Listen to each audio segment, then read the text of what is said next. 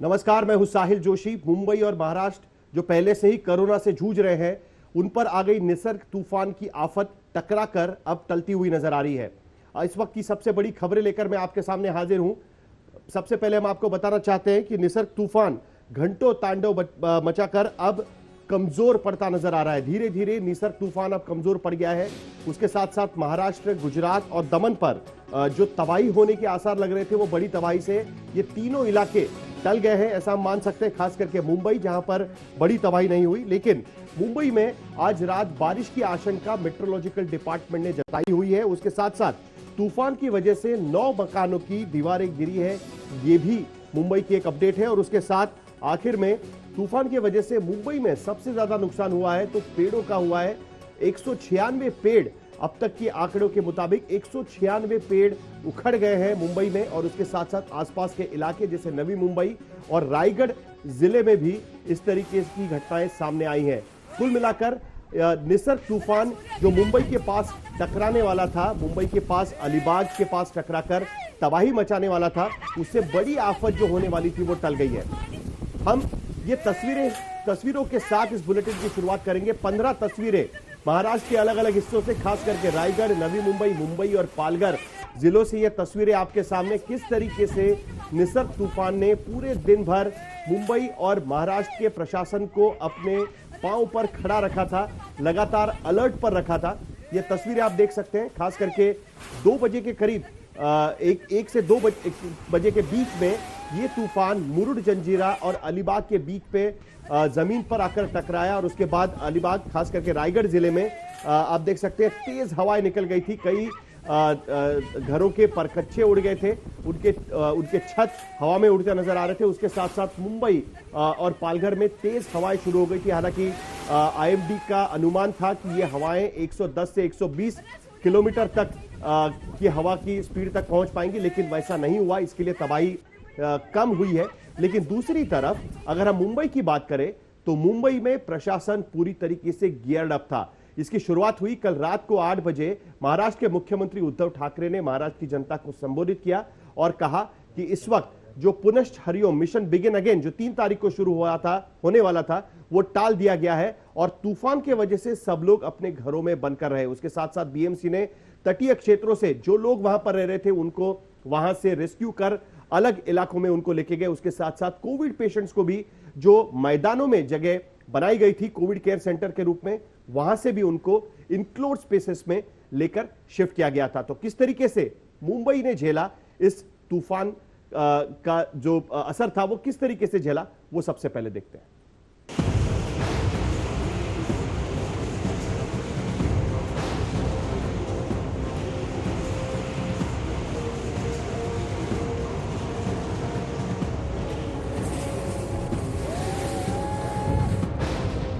एक तूफान ऐसा,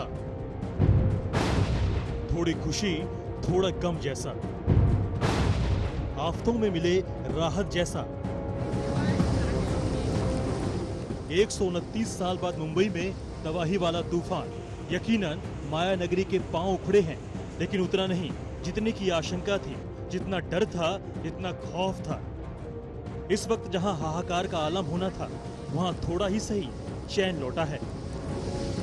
अलीबाग में निसर्ग के लैंडफॉल से पहले ही समंदर की लहरें बेताब थी, बोल्ड खेल रही थी, खौफ बढ़ा रही थी।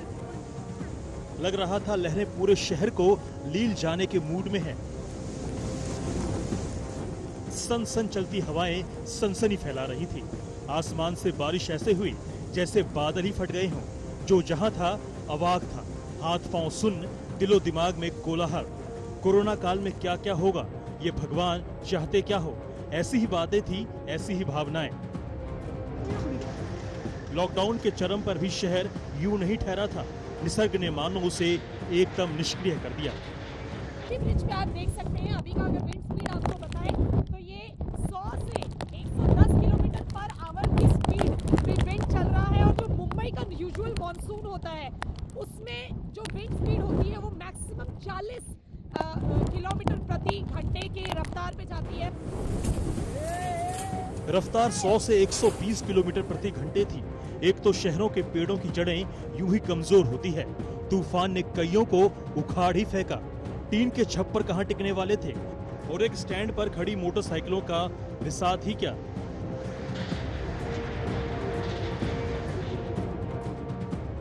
मुंबई ही नहीं, पूरा महाराष्ट्र चंद घंटों के लिए ही सही तूफान से कांप उठा। दोपहर के करीब 1:30 बजे रहे होंगे जब निसर्ग तूफान समुद्र तट से टकराया। उसके पहले लाखों लोगों को सुरक्षित ठिकानों पर पहुंचा दिया गया था। जिनके घर मजबूत थे वो अपने घरों में जमे रहे। हवाओं की गति बढ़ती जा रही थी। पोस्टर, बैनर, होर्डिंग हवा में तिनके की तरह उड़ रहे थे।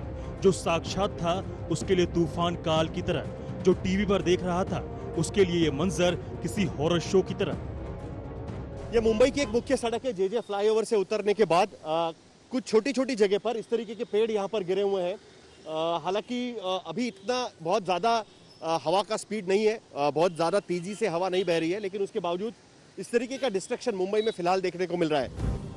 मुंबई की शान बांद्रा से लिंक मानो झूला बन गया था। ट्रैफिक तो खैर पहले ही रोक दिया गया था। वैसे भी आने जाने की हिम्मत जुटा पाना बूते की बात नहीं थी। उड़ानें ठप पड़ी थी। एनडीआरएफ की दर्जनों टीमें एक्शन में थी।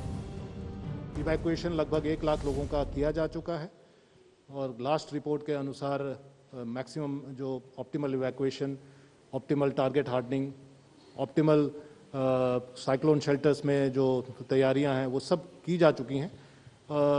जो भी समुद्र में फिशरमैन थे या अन्य एजेंसियां काम कर रही हैं वो सब मुकम्मल रूप से काम कंप्लीट कर चुकी हैं। वैसे तूफान के टकराने से पहले तफरी लेने वालों की कमी नहीं थी। डिम्पल कपाड़िया और उनका पूरा परिवार वीडियो बनाकर इंस्टाग्राम और ट्विटर पर अपडेट कर रहा था। अक्षय कुमार है वो और ट्विंकल और डिम्पल तीनों यहाँ बैठ के आनंद ले रहे हैं। और थोड़ी देर पहले हमने देखा था कि खाली डिम्पल कपाड़िया काफ़ी देर से बैठी हुई थी, लेकिन उनकी बेटी भी आ गई यहाँ पे और उसके बाद अक्षय कुमार भी आ गए। अक्षय कुमार भी खासे सतर्क दिखे। उन्होंने इस मौके पर लोगों से सावधानी बरतने की अपील की।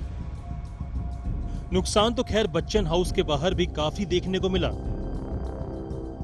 इस वक्त हम हैं जुहू के इलाके में। आप देख लीजिए यहाँ बाहर हम यही देखने के लिए निकले थे कि क्या कहीं पर किसी तरह का नुकसान हुआ है। तो देख लीजिए यहाँ पर हमें वो देखिए वहाँ पर एक पेड़ गिरा हुआ नजर आ रहा है और यहाँ पर काफी सारी आवाजाही जो गाड़ियों की है वो बंद हो गई है। ये चंदन टॉकीज के पास का इलाका है। उधर मुंबई के मेयर किशोरी पेडनेकर ने गिरगांव, शिवाजी पार्क और वर्सोवा बीच का दौरा किया और तूफान से बचाव के इंतजामों का जायजा लिया। कहते हैं कि मुंबई कभी रुकती नहीं है, लेकिन बुधवार को मुंबई में जनजीवन रुक सा गया। चलती रही तो सिर्फ तूफानी हवाएं और वो हलचलें जो बार बार दिलों को धड़का रही थी और दिमाग को कर रही थी सावधान। मुंबई से सौरभ वक्तानिया, मुस्तफा शेख, तनुश्री पांडे, विद्या और साहिल जोशी के साथ आज तक ब्यूरो।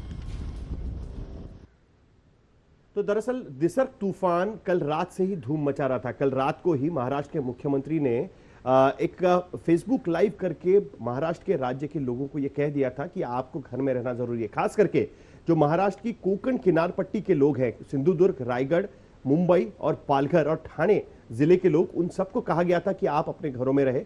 उसके साथ साथ महाराष्ट्र में उसका सबसे ज्यादा असर होगा, यह भी बात रखी गई थी। लेकिन अब आईएमडी का कहना है कि महाराष्ट्र में नॉर्थ ईस्ट की तरफ ये तूफान अब अपनी दिशा पकड़ चुका है, लेकिन वो जाते जाते कई जगह पर तूफानी हवा और उसके साथ साथ बारिश भी साथ में लेकर आया है। आइए देखते हैं कि मुंबई के बाहर महाराष्ट्र में किस तरीके से इस तूफान ने हलचल मचाई।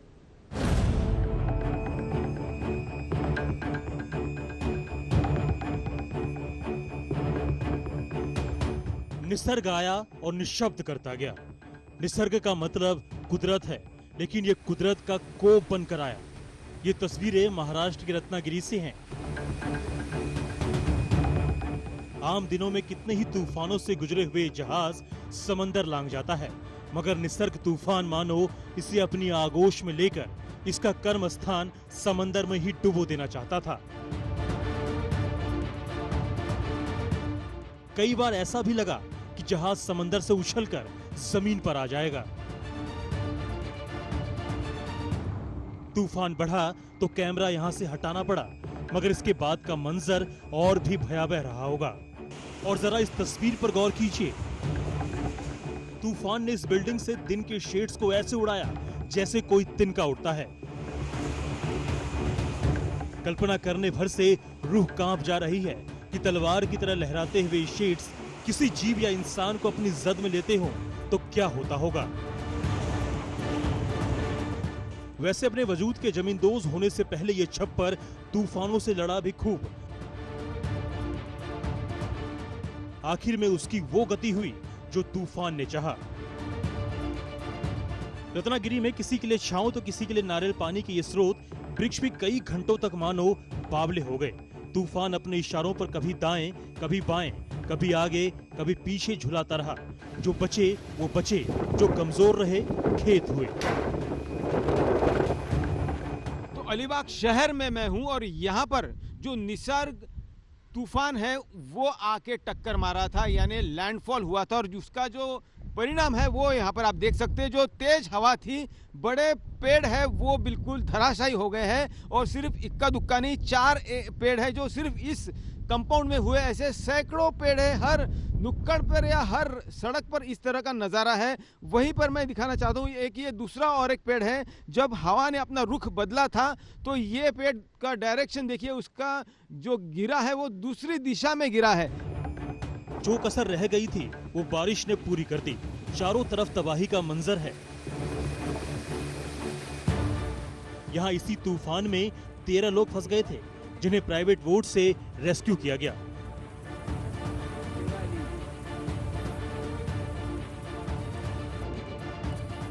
ये तस्वीरें हैं पालघर की। तूफान आने से पहले ही समंदर में ऊंची ऊंची लहरें उठने लगी थी। बेचैन लहरों की आवाजें किसी का भी चैन उड़ा सकती थीं। एहतियात के तौर पर पूरे तटीय इलाके को एनडीआरएफ की टीम ने खाली करा दिया था। समुद्री जहाजों को किनारे पर लगा दिया गया था और जब तूफान आया तमाम इंतजामों को उड़ा ले गया। तूफानी हवाओं में ये पेड़ इस घर पर जा गिरा। बर्बादी आपके सामने है।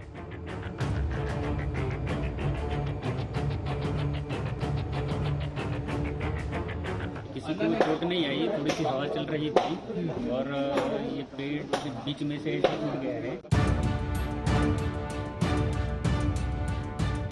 निसर्ग तूफान से तबाही का सबसे बड़ा खतरा पालघर में देश के सबसे पुराने तारापुर एटॉमिक पावर प्लांट को था। इस प्लांट को नुकसान पहुंचने पर बिजली सप्लाई पर असर हो सकता था। रायगढ़ में भी पावर, पेट्रोलियम, केमिकल्स और कुछ दूसरी अहम इंडस्ट्रीज हैं। साथ ही मुंबई में जवाहरलाल नेहरू पोर्ट और नेवी के अहम रणनीतिक ठिकाने पर भी तूफान से खतरा था, लेकिन इन ठिकानों को नुकसान नहीं पहुंचा। तूफान के खतरे को देखते हुए नौसेना के साथ साथ एनडीआरएफ ने पहले ही तैयारी कर रखी थी।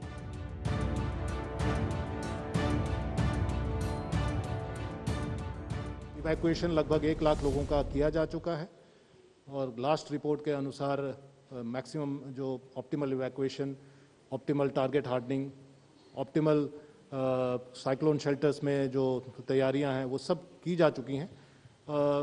जो भी समुद्र में फिशरमैन थे या अन्य एजेंसियां काम कर रही हैं वो सब मुकम्मल रूप से काम कंप्लीट कर चुकी हैं।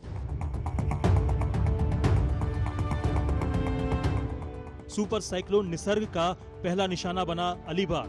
दोपहर के करीब 1 बज रहे थे, तभी गरज के साथ करीब 100 किलोमीटर की रफ्तार से तेज हवाएं तट से टकराईं और सिर्फ बर्बादी छोड़ गईं। और ये जो हवा है उसका जो स्पीड है, उसकी जो रफ्तार है वो 100 से 120 किलोमीटर इतनी होती है जब ये लैंडफॉल होता है। और अभी से ये महसूस होने लगा है। आप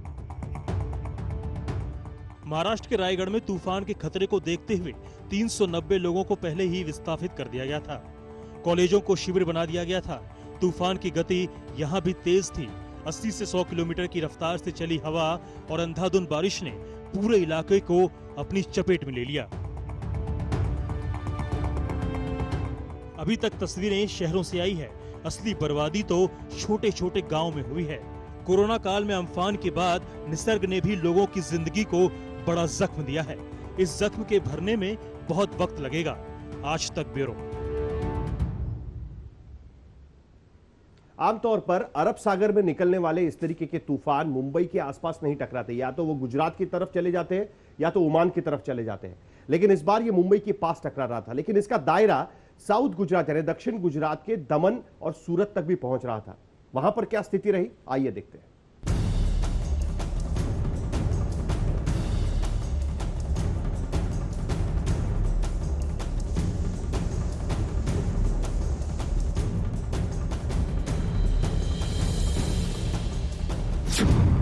दिन भर निसर्ग मचाता रहा कोहराम।